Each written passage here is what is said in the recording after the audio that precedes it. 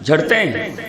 اب دیکھو، وضو کرنے والا وضو کرنے بیٹھا، اس نے جھوٹ بولا ہے تو جھوٹ کا گناہ جھڑ رہا ہے، اس نے غیبت کی ہے تو غیبت کا گناہ جھڑ رہا ہے، اس نے زنا کیا ہے تو زنا کا گناہ جھڑ رہا ہے، اس نے شراب پی ہے تو شراب کا گناہ جھڑ رہا ہے، اس نے چوری کی ہے تو چوری کا گناہ جھڑ رہا ہے، اس نے ظلم کیا ہے تو ظلم کا گناہ جھڑ رہا ہے، اس نے چغل خوری کی ہے تو چغل خوری کا گناہ جھڑ رہا ہے، اس نے ڈاکہ کیا ہے تو ڈاکہ زنی کا گناہ جھڑ رہا ہے۔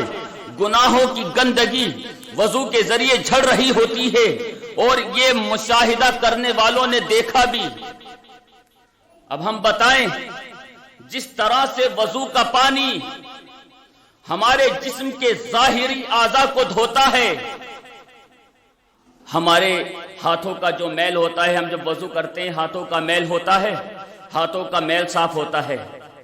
ہم جب کلی کرتے ہیں تو منہ کی صفائی ہوتی ہے، ناک میں پانی چڑھاتے ہیں تو ناک کی صفائی ہوتی ہے، اور جب ہم اپنا چہرہ دھوتے ہیں تو چہرے کی صفائی ہوتی ہے، میل کچیل ختم ہوتا ہے۔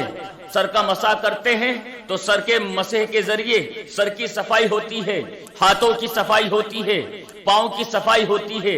یہ ہوا ظاہری حصہ۔ ظاہری حصہ ہمارے جسم پر اگر کہیں گندگی لگی ہے، ہم پانی کے ذریعے دھوتے ہیں تو وہ گندگی گرتی ہے، اور ہمارے اب گندگی رہی باطنی گندگی جو ہمیں نظر نہیں آتی۔ شراب نوشی کا گناہ ہمیں نظر نہیں آتا، شراب پینے کا گناہ ہمیں نظر نہیں آتا، جھوٹ بولنے کا گناہ ہمیں نظر نہیں آتا، نماز چھوڑنے کا گناہ ہمیں نظر نہیں آتا، غیبت کرنے کا گناہ ہمیں نظر نہیں آتا، تمام طرح کی برائیاں کرنے کے گناہ ہمیں نظر نہیں آتے۔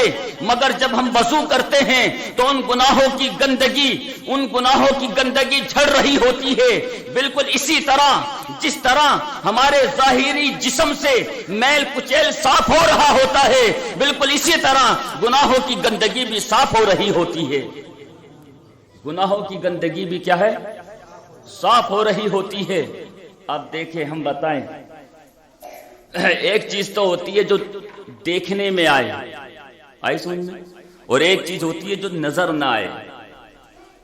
سورج تمہیں نظر آ رہا ہے، آسمان تمہیں نظر آ رہا، زمین تمہیں نظر آ رہی ہے، پہاڑ تمہیں نظر آ رہے ہیں، تم ایک دوسرے کو دیکھ رہے ہو، مسجد دیکھ رہے ہو، مٹی دیکھ رہے ہو، سب کچھ جو نظر آنے والی چیز ہے وہ ہمیں نظر آ رہی ہے، اور جو نظر آنے والی چیز نہیں ہے وہ ہمیں نظر نہیں آتی، مگر ہوتی ہے۔ ہوا ہے، نظر آتی ہے مگر ہے۔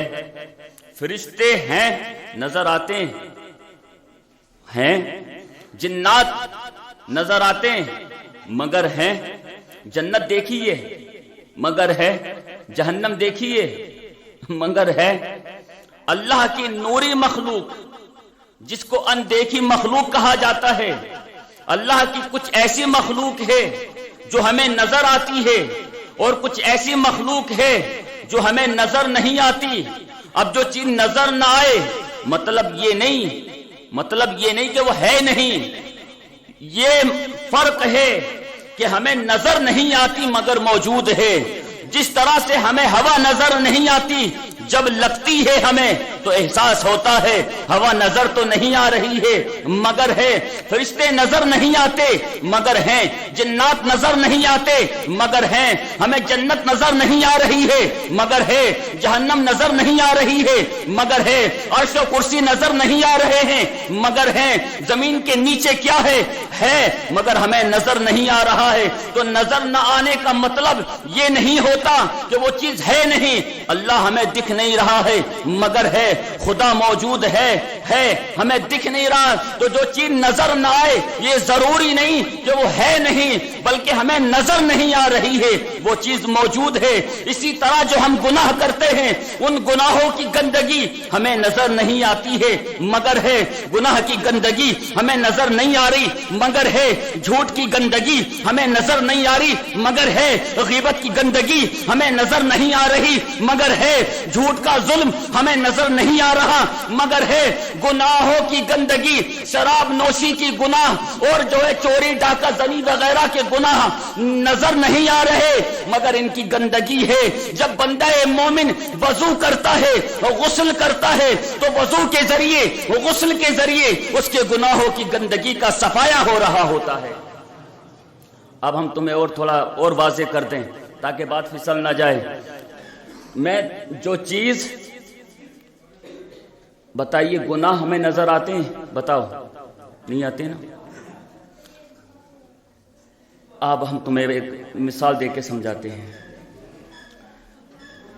مگر ہمیں اور تمہیں تو نظر نہیں آتے ہیں یہ گناہ، مگر جو اہل مشاہدہ ہوتے ہیں، اللہ والے ہوتے ہیں، ان کو نظر آتے ہیں۔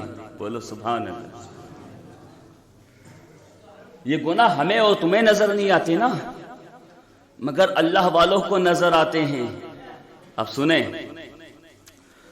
سرکار امام اعظم ابو حنیفہ رضی اللہ تعالی عنہ کوفہ کی جامع مسجد میں تشریف لے گئے۔ جب وہاں پہنچے تو دیکھا کہ ایک نوجوان وضو کر رہا تھا۔ جب وضو کر رہا تھا تو وضو کے ذریعے اس کے گناہوں کی گندگی گر رہی تھی۔ اب جب وہ گناہ جھڑ رہا تھا نا، گناہ جھڑ رہے تھے، سرکار امام اعظم ابو حنیفہ رضی اللہ تعالیٰ عنہ نے اس نوجوان کو وضو کرتے دیکھا، اس کے وضو کے قطروں کے ذریعے گناہ کو گرتے دیکھا، تو انہوں نے پہچان لیا کہ یہ گناہ کون سا گناہ ہے، یہ گناہ کون سا گناہ ہے۔ سرکار امام اعظم ابو حنیفہ نے اس نوجوان سے کہا کہ بیٹا یہاں آ۔ حاضر آیا، کہا بیٹا ماں باپ کو ستانے سے توبہ کر لے، ماں باپ کو تکلیف مت دے، ماں باپ کو پریشان نہ کر، ماں باپ کو ایذا مت دے۔ اس نوجوان نے کہا حضور میں ماں باپ کو ستانے سے توبہ کرتا